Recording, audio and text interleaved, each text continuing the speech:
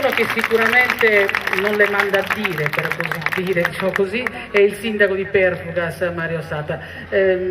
Una sua lettera alla Presidente Napolitano, in occasione credo che della visita in Sardegna del Presidente, ha fatto un po' rumore, perché ha detto con un tono molto pacato, molto educato, le cose che doveva dire, ha detto: io non verrò a stringerle la mano. Perché, sindaco? Che cosa è successo? E quali tipi di diritti vengono calpestati con queste tariffe che non sono adeguate?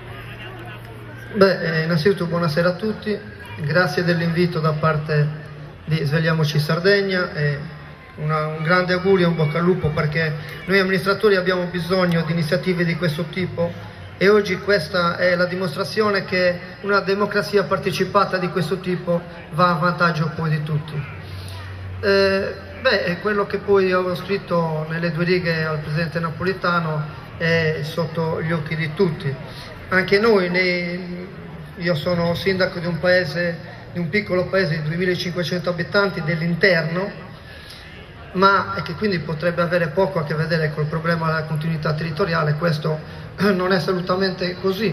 Per il primo anno, dopo tanti anni, per la prima volta qualche immigrato non è tornato nella propria casa, dove ritornava da 30, da 40 anni. Per la prima volta quest'anno io ho delle famiglie che hanno scritto in paese: non possiamo tornare in paese per il caro traghetti. Allora io dico che continuità territoriale, questa sconosciuta, perché non so se avete mai provato a fare una prenotazione online o per un aereo o per un traghetto e provare a vedere la tariffa da residente e da non residente. Qualche volta è più conveniente prenotare da non residente perché la tariffa è meno cara. Allora c'è qualcosa che non quadra. Quando la CIN compra la Tirrenia, l'ha accennato poc'anzi la mia collega di Aliento, a 380 milioni di euro e poi ne ricava 580 milioni, se lo dicevano prima la compravo io, perché è molto semplice. Allora c'è qualcosa che non quadra anche lì. Noi nel paese dell'interno potevamo vivere per esempio con l'energia rinnovabile, con l'eolico. Nessuno è contro l'eolico. Io sono circondato da 2 parchi eolici, forse i più grandi d'Europa. Uno di questi produce circa 80 milioni di euro l'anno di energia elettrica. Al territorio e al comune rimangono poco più di 600.000 euro e al proprietario del terreno in cui è stata installata la pala eolica poco più di 1.000 euro all'anno, quindi poco più di un televisore al plasma. Mi sembra proprio che qua c'è una lesione della dignità del popolo sardo che non è più accettabile. Quindi va benissimo il titolo che